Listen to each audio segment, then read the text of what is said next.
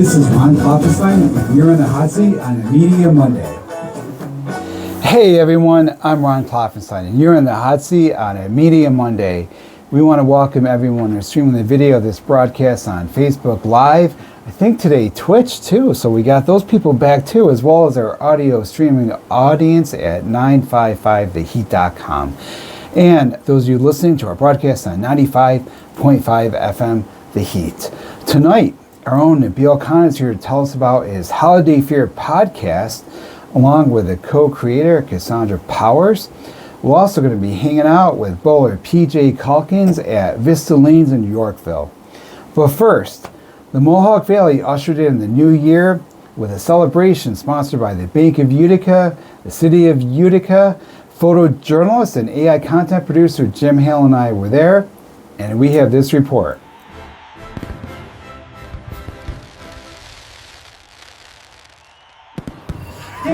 I'm Ron Klopfanstein in Downtown Utica, where our own Jay Easy is about to perform at the New Year's Eve celebration.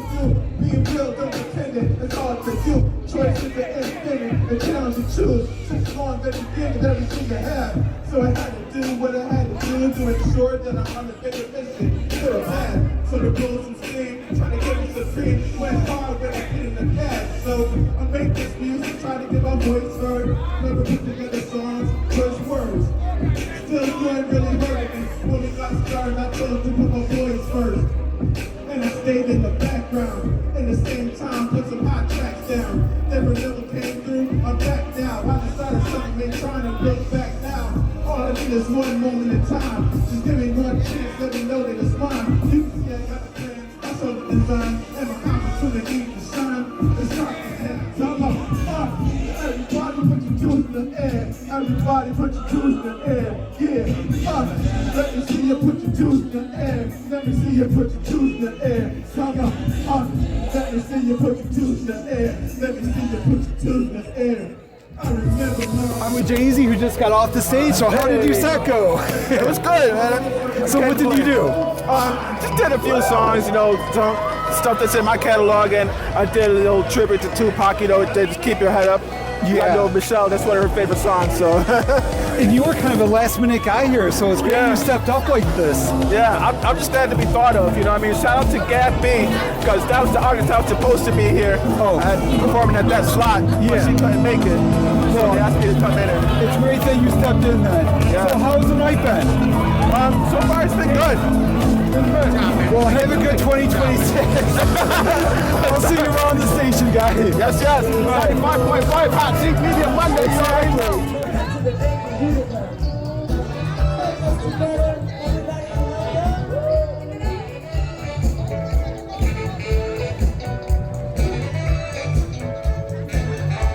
Out with some people down here in Utica. So who are you guys? I'm Kim. My name is Marcus Reed, aka Uncle He. She is in the building. My name is Precious Pratt. You know, I'm enjoying with family. You know, I'm hanging out with family. I'm enjoying myself. It is. It really is. You know, blessings to come to everyone. You know. Yeah. Happy New Year. My New Year's resolution is to do good in life and reach my goals. I think every year that's a good resolution. Yes. My name is Unique. I'm 24 years old. I got 2 kids. My New Year's resolution is to get a car because I'm really scared of cars, and I'm gonna have a car in 2026. Okay, clock it. I want to see everybody happy. This is just my moment. This is my time to shine. I don't know. I was just born in my house. Where am I? I'm gonna go there. We have my life with our family.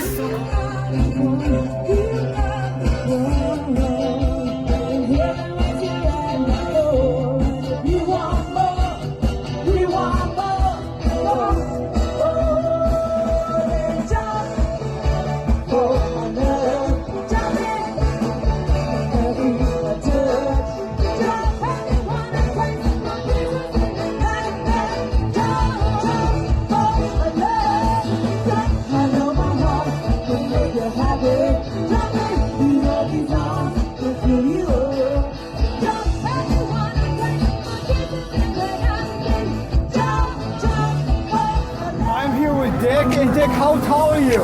I've been about this tall for the past 3 weeks. I went through a growth spurt, and all of a sudden, here I am. So how are you getting around here? It's a little bit slippery, but you seem to be doing well. I mean, it's pretty stable. These sidewalks, these streets are really well. The side streets are a little bit slippery, a little bit, but this is fine. This is fine.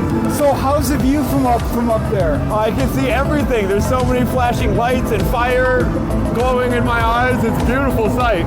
How does 2026 look so far? How does what? How does 2026 look so far? Oh, it looks amazing. It looks like we're headed into a beautiful year.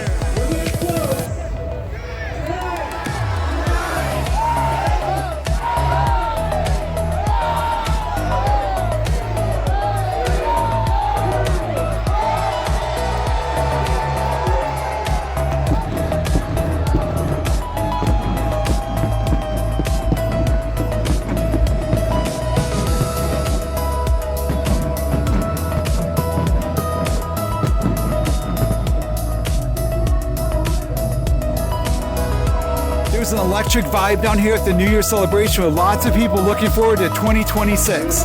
In downtown Utica, I'm Ron Klopfanstein for 95.5 FM, The Heat. I just want to give a shout out to Unique and Nini and Uncle Hishi and all my new friends I made there at the Downtown Hotel. I had a great time with them. And Jay-Z, what a good job you did performing out there in that cold. I thought I was brave because I interviewed people for like 2 minutes out there, but you were out there singing and rapping, and it was great. And Soul Mine, who was singing Jump, is going to be on the show on the 2nd, February 2nd, so like about a month. So excited about that. I had a great time there. I was so cold, but I had a really great time. Made some new friends and stuff. And hey, if you want to see that story right now, it's on my YouTube channel, my Facebook page, and all my social media stuff. Plus, the entire episode of this Hot Seat Media Monday online Wednesday at 9 p.m. at uticaphoenix.net/Media Monday. Nabil Khan joins us now in the studio. What's up, Ron? How are you doing? You brought a guest. Who's your guest, and what are you guys working on? So this is my co-creator, Cassondra Powers, and we just made a horror audio drama. I love this horror audio drama. What's it called? It's called Holiday Fear. So what is what is that? What's an audio drama? What is an audio drama with horror, and how did you do it? Well, first of all, the name was a pun. Holiday cheer to holiday fear. Right. How do we do it? I kind of think of old-time radio. Yes, My dad's like a big fan of those. I am too. Long ago, he played me that. Have you ever heard of Suspense? I did. Yes. Yeah, so, and on some of our local stations, our local NPR affiliate sometimes plays those too. Yeah. So I guess I had that in my head early on, but I actually had I do hair, hairstylist. So one of my clients told me about a podcast called The Magnus Archives. Okay. I was going on a long drive and I needed something, and ever since then, it's kind of just changed me in ways that I can't really describe because it's What not is that podcast like? the best thing ever. It's about fear. Okay. But in so many different ways, and how does that podcast that inspired you, how does that explore the topic of fear? Very in depth in does myriad ways. So many ways. Yeah. Like through drama, through like nonfiction, through analysis? The format is an anthology at first. Okay. So it's a supernatural institute. Well, the institute's not supernatural. It's an institute that collects supernatural statements from people. Okay. And he's reading them and kind of like archiving them into things. Oh, I see. So the host of that podcast like reads these like case files kind of thing? But it's all fiction. Yeah. There is an overarching story that starts to unfold as he's getting more of these statements, and he starts to realize So this podcast inspired you guys to make your own? Among many others. Among others too, yeah. And so kind of what happened is, she was already very into Magnus, and she, started to get me into other horror podcasts because I had never listened to any. That was the first thing I said to you when I met you. Had you listened to other podcasts though? I had not. Oh, she really? had. Oh, okay. Yeah. So then, as we got, I got through Magnus, I got through some other ones that she recommended, and then I've started to listen to some that are just, just good, that are unrelated. And we started to kind of brainstorm, and she came up with ideas for things that she was thinking first. Mm-hmm. And Holiday Fear was sort of born out of, hey, before we tackle this thing that like seems like it's going to be big and expansive, why don't we work on like a warm up, for lack of a better term? Yeah. So I mean, like, really, like there's like an uncut version of this that really started as us and one of the other voice actors on the show, Zach, just walking and like recording, like just I was kind of trying to get them to like spitball like ideas as we flow walk. of consciousness. Just get it out there and just see what comes Because about. worst case scenario, you can like never use it again. You can say, hey, I like that. Let me expand on it, change it.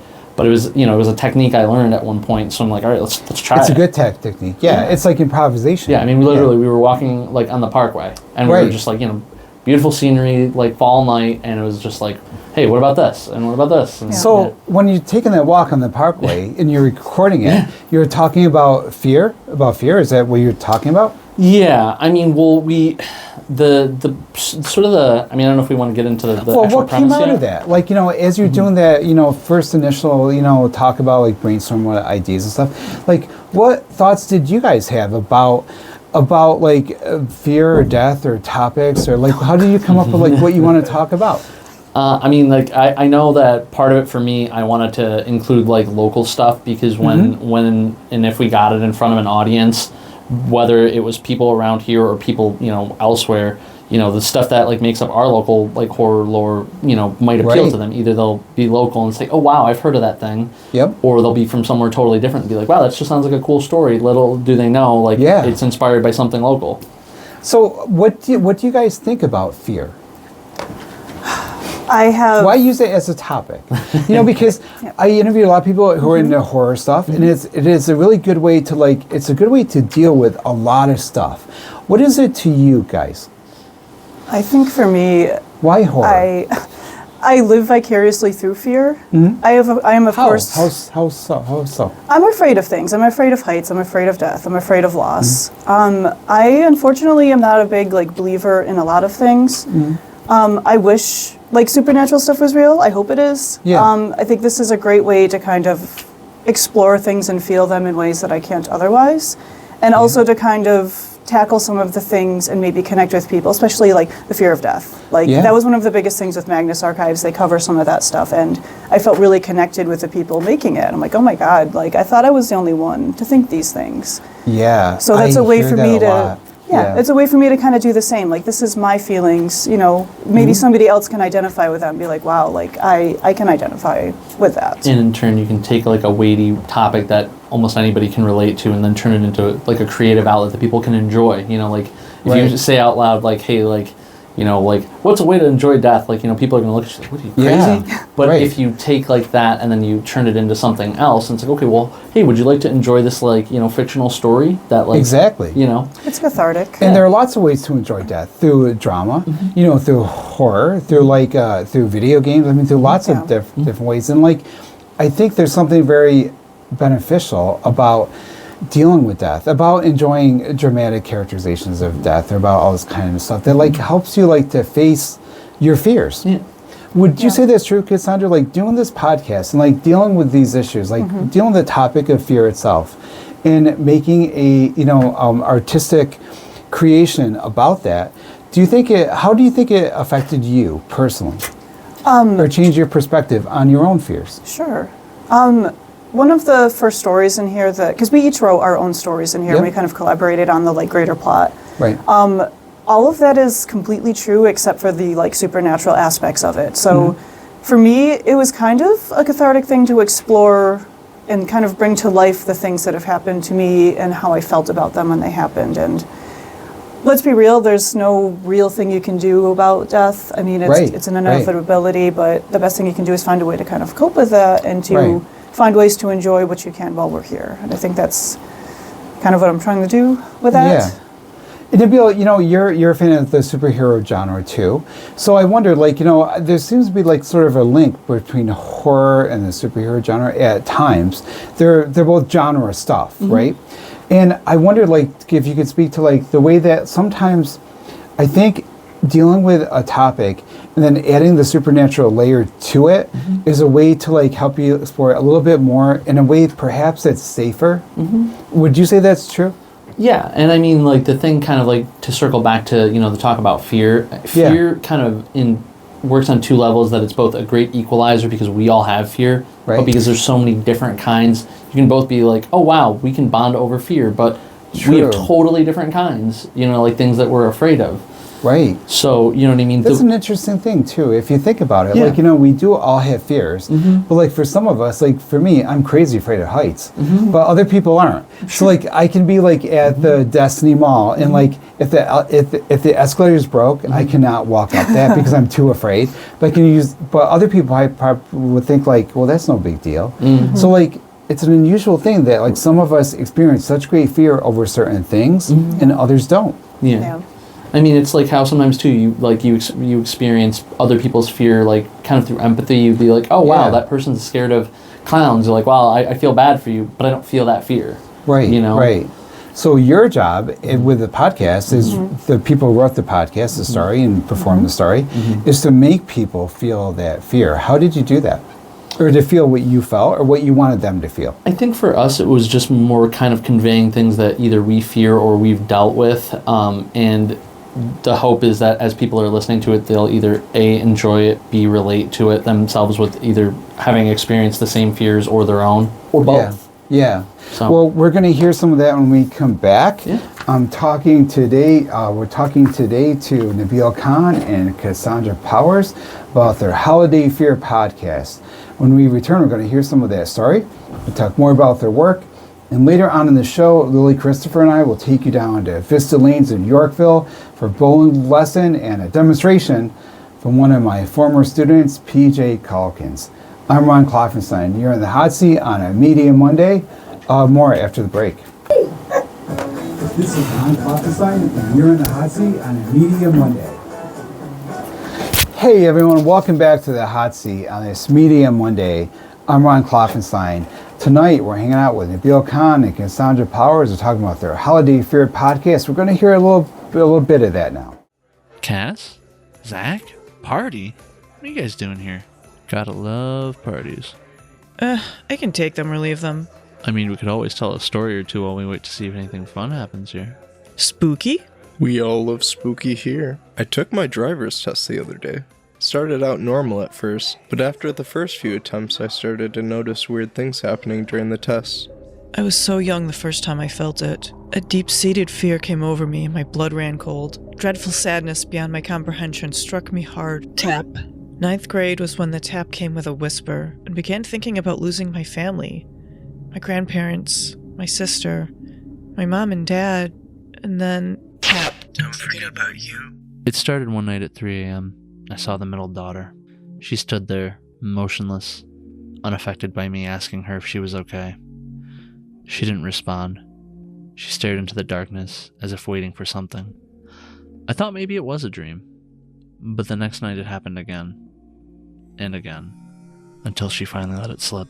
Anyways, there was this one time the driving test examiner made me drive out to this weird dirt road in the middle of a forested area. Although it felt more like he was taking notes on my reaction to this bizarre situation. After the first 5 tests or so, I noticed that the driving examiners started to look strange. Sometimes I think they're seeing how far they can push me until I break. Which I won't. I need this damn license. Hey guys, welcome to the stream. I'm Kassan, and today I want to do something a little bit different. You guys ever get stuck in that doom scroll rut? I've been, stuck in that mode a bit lately, and thought before getting into a game today we could do a sort of reaction video and maybe bond a little. Ah, here we go. Easy enough. And fitting for the time of the year. Christmas '94, right in the prime of when I'd be wanting a lot of toys. This kid must have done the same thing as me and lightly scratched the screen when removing the plastic. Wow. This is weird.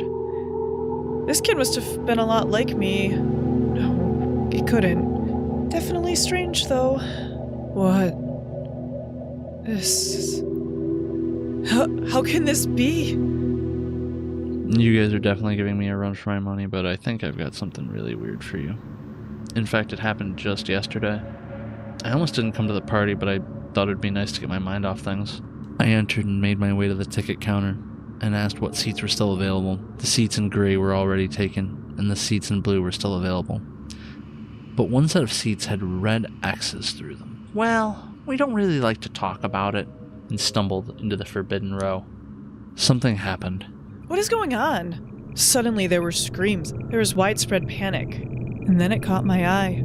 Something that couldn't possibly be here. Everything seemed normal at first. I found myself in a snowy landscape. The scene reminded me of something very familiar. It felt like I was in that place for hours. Those two things happening to you both, they sound horrible. Something I couldn't really make out. I felt unbridled darkness, like the absence of everything. I don't know how long that moment lasted. I don't know how or why I was able to come here and see you guys and talk about stuff as if I didn't have the weirdest day ever yesterday. But after hearing what's been happening with you guys, I'm wondering if something bigger is going on here. I don't know how this is connected, but clearly there's a reason this happened while we were all there. And if the other weird things we experienced are what led us to this point, then this isn't the end. It's only the beginning. So listening to that, I can almost hear like how it grew out of that talk. You know, we're going for a walk and talking about these things. Where's the story going to go? What plans do you have?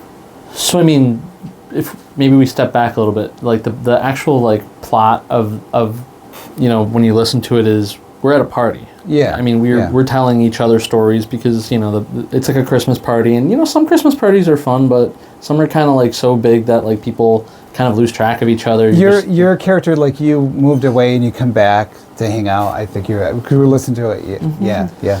And so it's kind of like a universal thing. Like you come back for the holidays, cook up, meet up with your friends, and talk. And I mean, about that was part of it, right? We wanted to like frame it in such a way that felt like anybody could like listen and be like, oh yeah, like and relate. We do this. Yeah. And I don't know if everybody sits around and tells scary stories, but people do, you know. Yeah. Well, and so as the stories kind of unfold, like they're separate, but there starts to be kind of some threads that connect them unpredictably.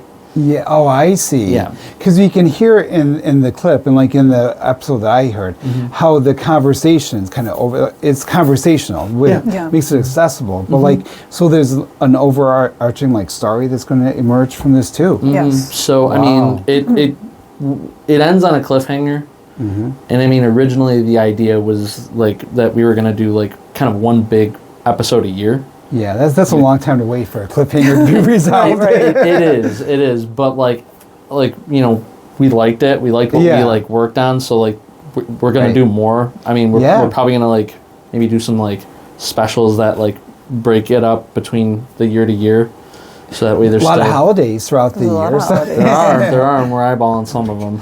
You know, it's interesting, the idea of trauma bonding and fear. And I think, like, you know, the story, your story, like, it seems like, based on the characters, that it may sort of have that as, like, a theme that will emerge. Because there are people that are friends who are talking about these things that happen to them, right? Yeah. Yeah. So how do you write that kind of thing? Like, you have to write about, you're not writing just the stories, but you're writing about how your characters would relate to other people telling their stories too. We sort of lucked out because, I mean, we wrote them as like caricatures of ourselves. So and I mean, you did some improvisation first? Sure. And, I mean, like but we hang out, we were friends. I mean, so there's the stuff the where chemistry is already natural in there. And probably like the rhythm of your conversation is somewhere. That's kind of how we wrote all the in-between stuff. I was going to say. We would like talk about what our story is, and then we'd get to like, okay, what would we say? How would we actually talk if we were like in real life having this conversation for the most part? Exactly. Yeah, and of course you want to embellish a little, make it interesting, make it like something people want to hear. And or like line it up with like however the stories like are progressing. So. With the in-between stuff, was that completely scripted out, or did you improvise some of that in your recording? A little column A, little column B. Yeah. I mean, we did script it out, kind of like we were just talking before. Having that to look at, I think, is important, because otherwise your mind can blank, right? Right. But when you look at it, and I did the same thing, even with the stories as I was doing them, recording them, I would be saying something, I'm like, you know what, it needs something here. And I would either improv it or I would think about it and just kind of add it at the time. So what was your process for actually recording it, the actually production? Man. So she has like a crazy setup. Like it's akin to not this. as nice as this. Yeah, but I mean, Well, so like you have like how many like multiple microphones that go into a board? We do just use one. One For microphone? now, Yep. I've done some sound treatment on my room. I don't have like this, but I've got some of those like foam pads like around foam the pad, room. yep. Yeah. Yeah. And basically, we would just kind of record each of our lines individually, and then I've got to have the task of kind of breaking them So apart. that's what I'm getting at. Like that, Yeah. with the editing job with that would That be immense. because- Probably took me a all good. her. Yeah, I think Yeah. you should invest in some more mics. Maybe it'll be easier for you because it is hard to edit stuff. Like I guess I'm just afraid of what if. I mean, I would like to know like how do these not pick up? Like how do I not get audio from yours and vice versa? You know, like what? Well, what do that's a good question. I have no idea. I wish I could help you with that. Yeah. Right. I'm better with story structure and stuff, but I'm Yeah, sure yeah. we could give you some advice here on how to do that kind of thing. So, now when you're doing these stories, like you come up with the stories, how do you know like what makes a good story? What's the difference between, say, in creating tone of your story, like you want to create the mood in the listener. What's the difference between, this is a question from our associate producer, Jim Hale here. What are the differences in like, how do you deal with the subtleties between fear and just the anxieties? I feel like the two are not mutually exclusive, but they can definitely hang out together. Yeah, that's a good way to put it. I think anxiety it becomes fear when it becomes uncontrolled. Yeah. I think anxiety Oh, is the good point. beginning of fear. Yep. And Yep. very That's much a good way to so look at it. in the first story that I wrote there, very much deals with like my fear of death. And I mean, it's controlled a lot more How does now. your character in the story deal with the fear of death? I mean, How do you deal with the fear of death? it's constantly there, and I think that's why this story is what it is to me. It's about this Right. idea that something just kind of taps you and reminds you of it every so often. Yep. Of course, there's not something sitting on my shoulders doing that. Right, right. But you could call that my anxiety or Right. my fear. And I think kind of doing this, it makes me look at it in a slightly different way. It's like I can kind of almost have a little control over it. That's what I wonder too, because like, and I think that like in our lives at certain times, that fear of death is probably like always there. It has to be. Since but five. it becomes more prominent. It becomes more prominent at times. Like when I was 55, I was more afraid of it. Like at that time, 56, I didn't really think about it much. But like certain times, like you get in a car accident for a while, you think, wow, that was a close call. But then other times, like it could just be like in general, like anxiety builds up, and you start to think, wow, you know, in 50 years, I won't still be here. So I wonder, like, how do you take that feeling and make it into art, which is what you're doing? I was gonna say, I mean, I think even you and Jay-Z like probably like are experienced at this, right? Creative outlets become like a happy distraction. You know what I mean? Like Right. you're creating something, you're happy, you're doing it, and these things are, you know, no longer on the forefront. Right. You know, right. it's not as if they'll be gone forever, right? But you know, why dwell on that and let it stymie your ability to, you know, Right. do journalism, create music, you know. I think it's also just create about artistic stuff. exactly putting something Yeah. out there. Yeah. Right. I've spent my whole life being like a consumer of things, you know, games, movies, Right, right. all that As stuff. we all have, Yeah. right, of media, right. So at some point, being a part of that yourself becomes What a does that passion. feel like? It's a good feeling, isn't it? This is why this is such a thing that was open to Floodgate. Yeah. I spent all this time editing it, and again, it probably was a good 20, 25 hours I'm sure between it a couple was. days while I Yeah. had COVID. So, I Oh, mean, wow, it was wow. like just dead at my computer doing it. Yeah. But I wanted to do it, you know, and, Yeah, and in the right. future, I probably would like to space it out a little bit more, but we well, missed. you'll get it. You know, We missed you'll our figure it initial out. deadline, and I'm like, we're not missing another. I slept You'll figure it 4 out. hours one night to get it done. So What was that she's like? very deadline oriented. Well, that's kind of how you Yeah, got to there's be in nothing wrong with that. showbiz, you know. But like, what was that like? Like what did it feel like to like? Well, first of all, like you have to like overcome some amount of fear to take the step from being a consumer of media into someone who makes it. Yeah. What gave you the courage to do that? Well, it's a little bit of Nabil and a little bit of this guy who does podcasts that we really like. Nabil actually reached out to him and asked him if he could record me a message, kind of like pushing to encourage me. And Did he do that? You did? Yeah. Oh my gosh. It only Good took for him 2 you. months, but when he finally did it, Well, hey, you know, it's you know what I mean? She got that message and she was like, what? And you did it? Yeah. And the same guy, I wrote a line in here that I wanted to anchor everyone back into the party between stories. Yeah. And in my What's that mind, what's the line? Yeah. Well, tell us about this.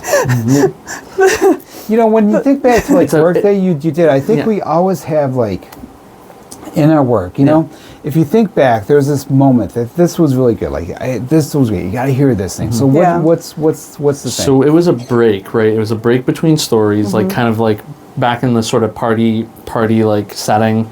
And, you know, it's just sort of somebody in the background kind of yelling out at a party. Yeah. And, I mean, do you want to say the line? I can't do it well, but it was basically along the lines of like, hey, who drank all the eggnog? Yeah. Wait, never mind, there's still some left. Proceeds to drink it. Hey, this isn't eggnog, and like retches. Yeah. It's just, it's dumb, and it makes you wonder like, but it makes what it real. happened? Yeah, right. Yeah, and in my mind, I imagined this podcaster, like his voice would be perfect for it. And one of us was just like, let's just ask him. Oh, so he's at the end, like with the credits. You say like special. Yes. Oh my gosh. He recorded that line for us. I wondered who that was, but I didn't realize. Wow. So we messaged him, and I was just like shot in the dark. Like, you know, worst case scenario, we say no. Yeah. And he actually responded like the same day, but I didn't see it because my notification settings were not good on Patreon.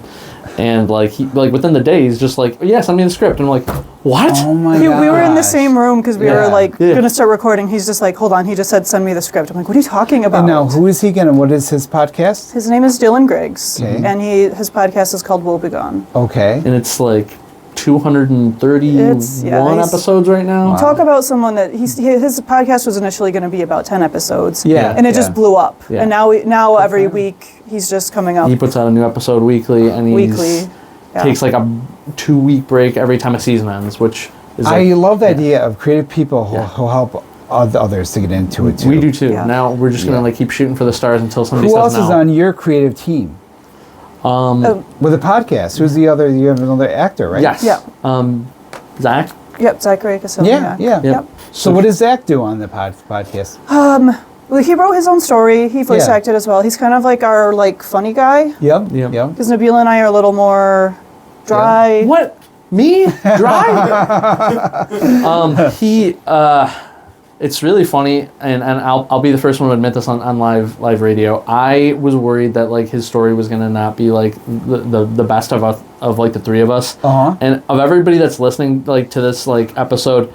He's getting more accolades than any of us, and I'm happy. I'm happy. Yeah. It's like I'm not jealous at all. His story is definitely a little more zany. And it's kind of like he's got this apathetic attitude about I've taken so many tests at this point. I don't even care what's on there anymore. Yes. But it like slowly like moves into almost like a state of madness. Yeah. And it you're kind of just sitting there going like, is this guy being like funny or serious? We don't know. What has he done before? Is this his first time doing a podcast or audio? He does some streaming too, right? He does. Yeah, he'll stream with me sometimes. Nice. So what else do you stream? Mostly horror video games. I like to play horror video games. Yeah. So now, if people want to hear this story, Holiday Fair, I know it's on YouTube. Yep. Where else can they hear? Is it on Spotify, Patreon? I'm reaching out to a couple more, but slow going. Yeah. And you have plans for more? Yes. We do. Yeah. I would say follow one of the things because there will eventually you'll get be notifications more when content. there's more. So I'm sure you'll keep us appraised of that. Nabil is a correspondent on our show here. So we've been talking today to Nabil Khan and Cassondra Powers about their Holiday Fair podcast. When we come back, Willie Christopher and I will take you to Vista Lanes to do some bowling with New York Mills bowling team member Pj Calkins. I'm Ron Klopfanstein, and you're in the hot seat on a Media Monday. More after the break. Hey everyone, welcome back to the show. For Pj Calkins, bowling is more than a sport. It's his 3-generation family legacy. He told Lily Christopher and I all about it, and we have this report. I'm Ron Klopfanstein. And I'm Lily Christopher here at VISTA Lanes in Yorkville. Where Pj Calkins, a member of the New York Mills bowling team, is going to share some of his expertise with us. So PJ, tell us both exactly what to do. We'll both give it a shot. Yes. We'll see who does better. It's been a little while and a little rusty. A little competition here, So what do? I want to knock all those pins down. You really want to look you don't want to look to the pin. You have to find a target. So I want to say between the second and third arrow. Okay. Just look down there and try to get your ball towards there. Okay, to the second, third arrow, Yeah, you said? correct. So now, can you tell me one more time that, how do I do that walking thing? You put, usually for me. I'm right-handed. Yeah, so I put my feet together. Okay. Me being left-handed, I start with my left foot. But I'm right-handed, so right. So you start with your right foot, correct. Okay, And end off on your left. Then end on my left? Yeah. And I want to end about, like, before I get to the... Before, you don't want to cross this line. You could stop here. Okay. But it's all preferred. It's like wherever you feel comfortable. Yep. You can stop anywhere behind this line right here. And I should end on my right foot with my right hand? Correct. Okay, so let's give this a shot, and we'll see how I do it, and we'll see how you do it. We'll see how I go. Little competition here. All right. So I'm gonna start on my right and end on my right. Correct. All right. Start together. Here we go. No, I totally screwed that up. Fun fact, 3 strikes in a row is called a turkey. But I would aim between the second and third arrow since you're right-handed on the right side to get your ball up. And and is it true that you have to do it hard, but don't do it too hard, or it flies in the gutter? Typically, yes. It's all about, honestly, all about aiming. Okay. To be honest. But for alley balls like that, I would just aim between the second and third arrow. Okay. Oh, It's a tie. It's a tie. I'm gonna start on my right foot, and on my right foot, I'm gonna knock down all these pins. Get them down. Here we go. PJ. Knock them down. Here we go. No, I did my left foot again. Right foot, right. Right foot, right foot, right foot. Oh wait, that's gonna get. Oh my God!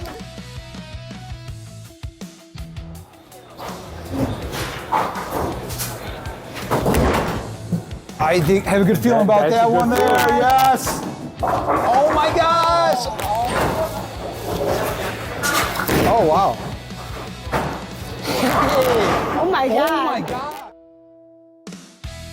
So you've been bowling since you were 2 years old. Correct. What gave you the passion for bowling to make you never stop your entire life? Well, being born in a bowling kind of family, like they want to take you to practice and they teach you so many things. They tell you how much fun it could be. So I'm like, all right, I want to try this out. I want to get better. And once I really got hooked to it, I just want to be better, consistent. I'll practice whenever I have the free time. So just I want to be here to expand my Tell opportunity. me a little bit about your grandfather's in the Bowling Hall of Fame. He was introduced in the Hall of Fame in 1990 he competed in a lot of high school, like he bowled for high school, competed in a lot of tournaments, got high scores and everything that over the years got him introduced in the Hall of Fame. And just in 2016, when he was 76 years old, he actually shot his 846 series, bowling the 268, 278, and a perfect game, which is a 300. Oh my gosh! What's his name? Frank Cassondra Jr., aka nicknamed the Duke. PJ, where's in the Hall of Fame is your grandfather? He's actually located in here. You can find him on the wall right here, Frank A. Cassondra Jr. Here's his picture, and there's a little backstory on him. I'll give it a read.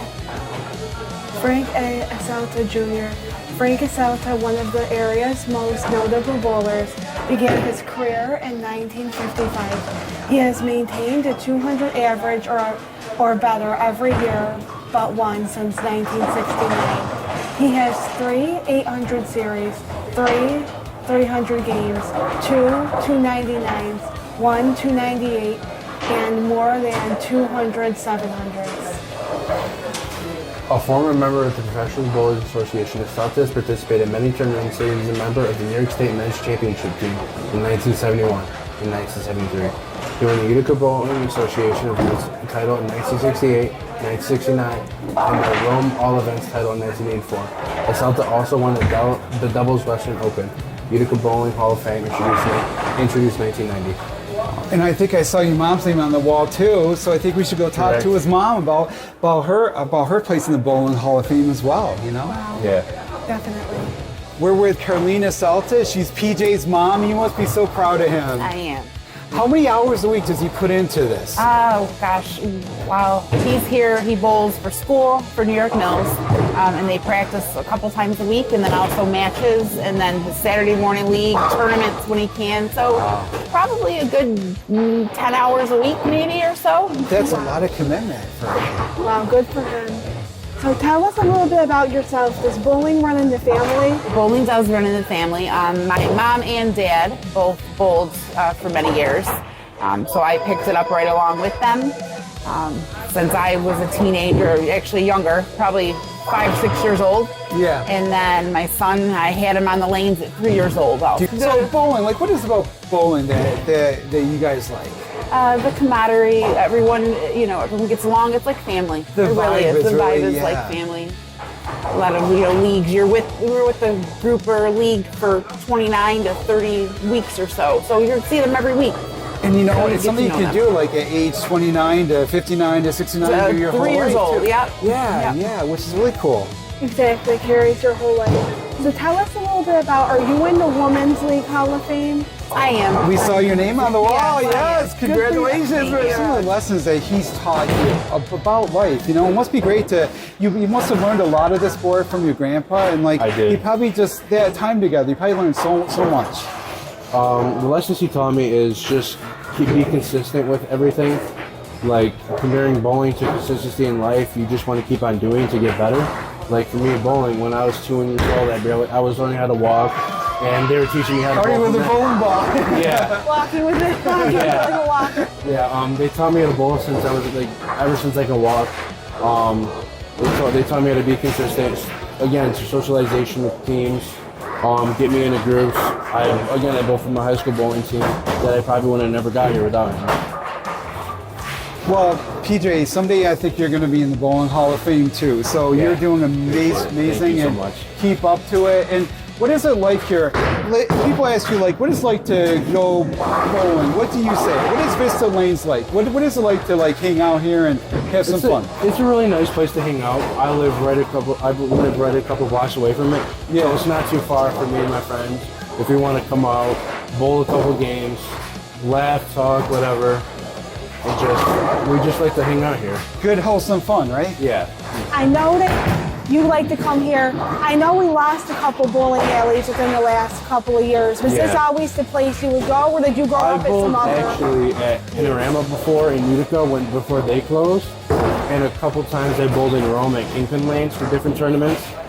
But right now, currently, this is my home bowling center. Bowling legacy you want to continue? I would like to eventually be introduced in the Hall of Fame. I would like to probably go pro, get sponsored by my favorite bowling brand, which is Storm Bowling. But I'd just like to be in the Hall of Fame. I like to keep that going. My hopefully future kids and grandkids know about how much a legend I learned from.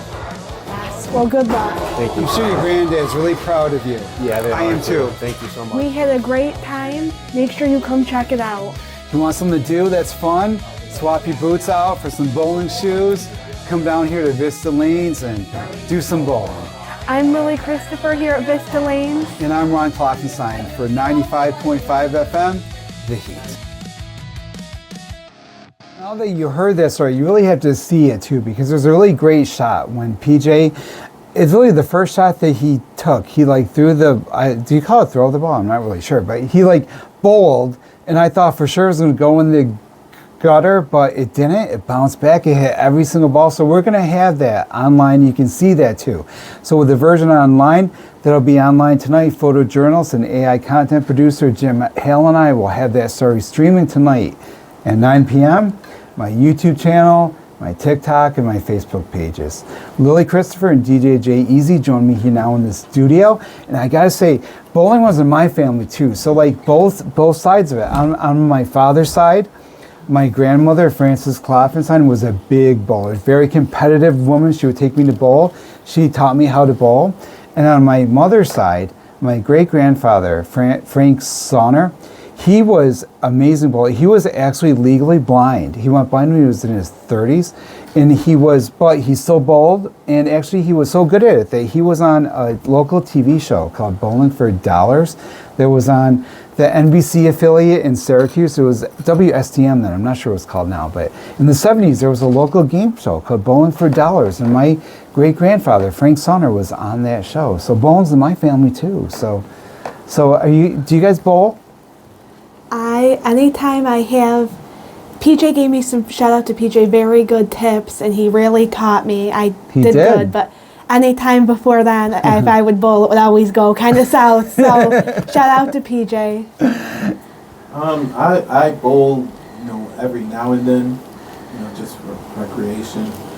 Some of my best friends, aka brothers, are like avid bowlers. Really? Like, shout out to my brother Julian Kaiser. Shout out to Mike Mitchell. Shout out to Alan Zyla.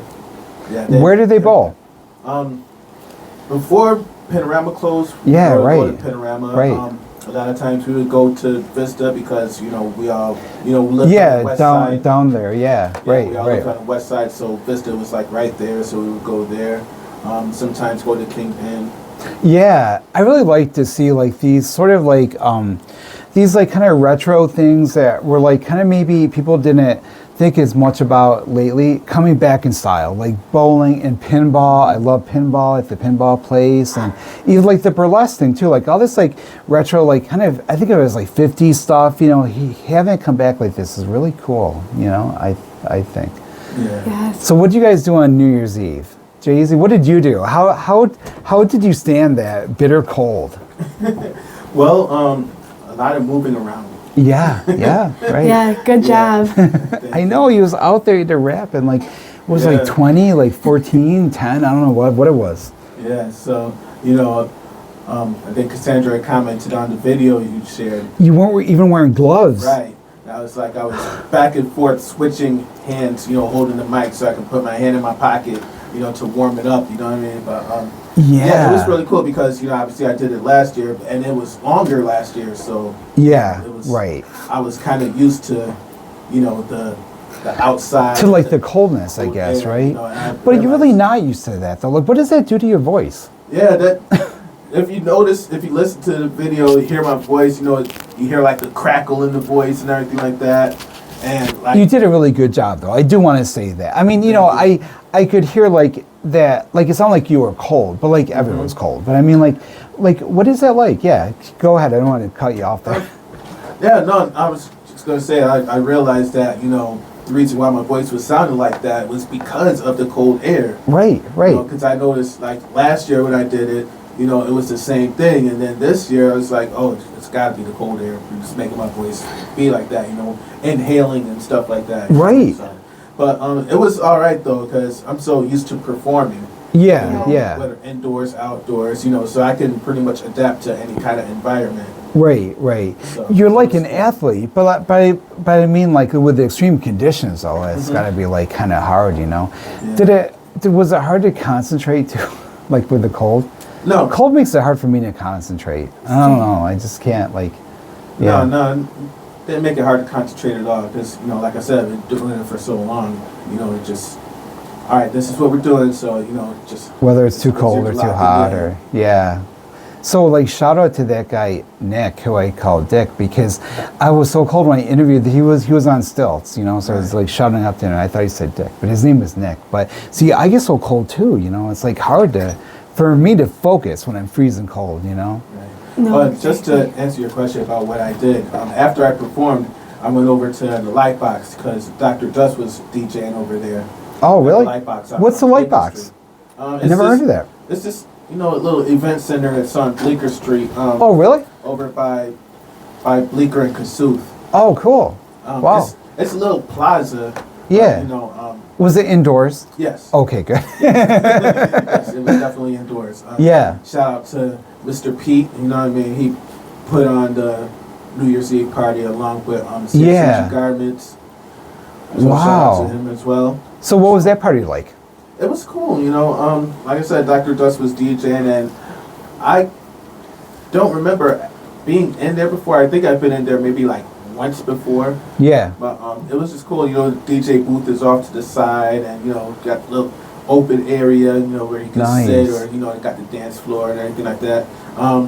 There's actually plans for Dr. Dust and I to put on like an Aquarius birthday party. Oh my gosh, I'm an Aquarius. I have an Aquarius birthday too. Yes. When are you doing that? The tentative date is February 7th. Oh my gosh. So what's that going to be like? What's an Aquarius birthday party? Yes, I'm dying to know. I know, because like my birthday party should be Aquarius birthday party. Yeah, it's just, I'm very proud of my Aquarius heritage here, you know? Because Aquarius people, like, we're creative and we're like a little bit crazy and we like media too. We're very media type. So what's your party going to be like? It's still in the planning stages, still in the early stages. But, you know, Dr. Dust had the idea, you know, because there's never really Aquarius. I know. We never have a birthday party for us. Yeah. Because it's wintertime. People forget about us, you know? Yeah. So, you know. I want to come to the Aquarius birthday party because I'm an Aquarian. I'm an Aquarian. Oh, yeah. I mean, listen, 95.5 has a bunch of Aquarians. Like, I'm not surprised. I'm not surprised. Oh my gosh, good for you. Oh my gosh, 3 of us. What are you? I'm a Sagittarius. Okay, well that's okay too. But Aquarius better though. Oh, it's good on. Oh my gosh, wow. Of course, DJ Big B, rest in peace. He was an Aquarius. Wow. So, what's Cassondra?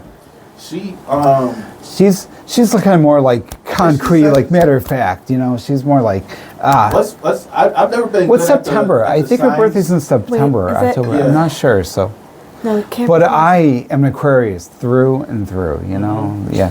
So Lily, are you like your sign? Do you think? What is Sagittarius like? Sagittarius is very, they say, like courageous. Oh, you very, are. Yes. I honestly haven't really, this sounds crazy, researched zodiacs much, but whenever I have seen like my zodiac, some people think it's crazy when you do research zodiac. Exactly, and the very end. I've been called that, I'm sure, you know. I feel I fit the date because I always try to think positive and thankful, yes. and my birthday's like it either falls on Thanksgiving or within those couple days of Thanksgiving, so I just feel to like November, be grateful. Oh yeah, well that's a good theme, you know.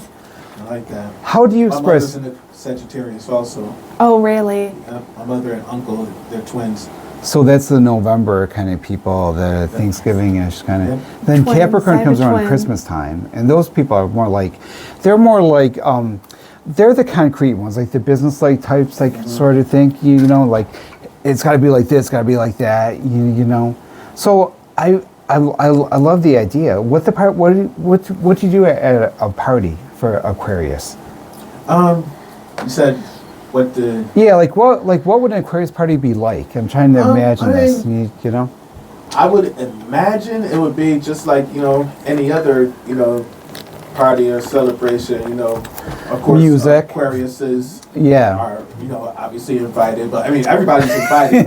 Celebrating. Sagittarius, I guess we can let them come too. Yeah. Capricorns. Yeah, you know? But, you know, we're celebrating the Aquarius. Our spirit, you know. It's a very 60s feel too, like Woodstock, you know. I think of that as Aquarius. The age of Aquarius, yes. Woodstock 99 was right in Rome. It was. I was at that too. Oh my God. Oh my gosh, it was so great. I loved it. I loved it so much. Yeah. I wish I could very be there. hot. It was like the opposite of New Year's Eve, because New Year's Eve I was so cold. At this one at Woodstock it was so hot. Wow. Blazing. People, right? Oh, my that's gosh, what I heard. It was blazing. I bet. And it was like 100 or something. It was like crazy hot. I wish I was there. I wasn't born yet, but I wish I could. Oh, that's go right. You back. weren't even born yet. Oh my gosh. What year were you born? 2003. So you weren't even born during 9/11. No. Wow. Isn't that interesting? Oh my gosh. My parents actually, they got married the weekend of 9/11, September 15th. They did? all like the photographer of their wedding did my school pictures, and he always said me and my sister were such a standout because their weekend was 9/11. But their family from California, some didn't come home. Oh, right, Other right. people who lived away, they rented cars and drove because they didn't want to fly. That's right, because for a while they shut down the airplanes for a while too, you know? They did, but I would have to say 9/11 was definitely when the whole world changed. Everything locked down, more security. It definitely was a turning point in how society runs. It's so interesting because for you, your whole life was after that. And your whole life was after the internet too, which changed so much for us, you know? It's like, how interesting. Thank you for making me feel old. I know. No, you both are so young. 2003, I was still in the Army. You was born around Thanksgiving time, so I was just coming back from Kuwait. Wow.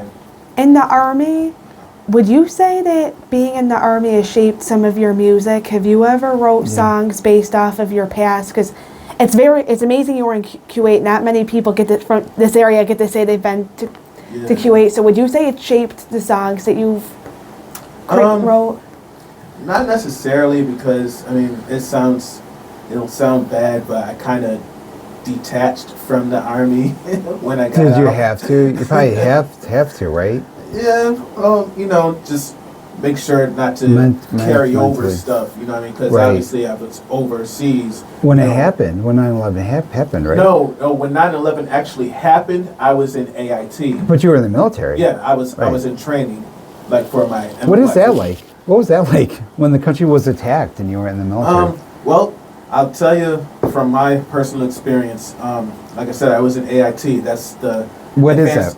Advanced individual training. That's where you learn your MOS, or the job that you signed up for, to do in the Army. Mm-hmm. So we were in class, and all of a sudden, all the drill sergeants, came and got everybody. It's like, we need to go back to the barracks. Everything is shut down, and we spent the rest of the day, just calling our families and making sure everybody was okay. And a lot of phone lines were jammed up, and a lot of people couldn't get through, things like that. So it was a crazy time. Yeah. Did you ever think it would happen? It's like, no. As a civilian, we never thought we would be attacked and to have that kind of thing. Right. Exactly. Yeah. Yeah, definitely a wild time. How did it change the experience of being in the military? How did it change me? Yeah, how did it change the experience of being in the military post 9/11? Did it seem all of a sudden more supercharged intense, or did you have to do things to make it so that you didn't get what is that like to be in the military when your country is attacked? It definitely brings more of a sense of unity. Okay, yeah, I would imagine. The company I was in, we were, from all different areas of the country and everything like that. Well, even the world, to tell the truth. But we all came together. Yeah. And it was like that, all across the nation too. People put aside whatever differences they had, come together to show unity for the country. Yeah. And, that's good to know, Lloyd, too. At the time, too, even though it was such a bad and traumatic thing, the country did come together afterwards for quite a long time, too, until about 2016. Well, it couldn't last forever, but it's Nice while it lasted. Yeah, but it was a time of that, One more question. What would you say when 9/11 did happen and, you were in the military, etc., did you see other of the armed forces, were they supporting the U.S.?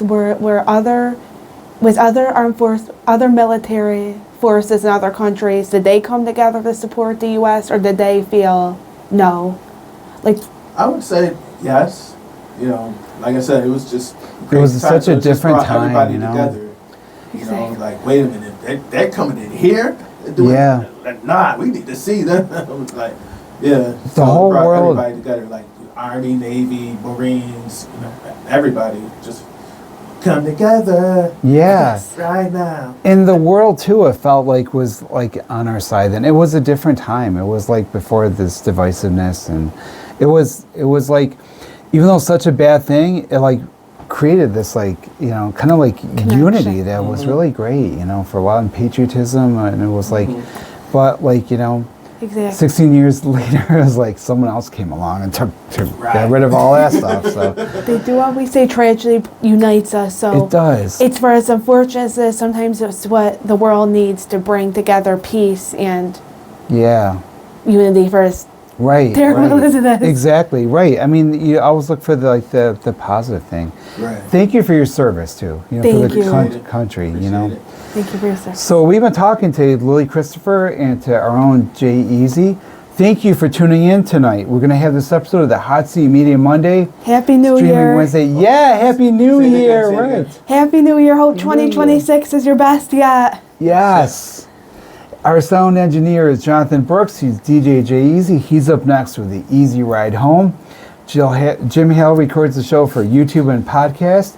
I almost call you Jill Hale. Isn't that strange? You know, I'm getting so tired here.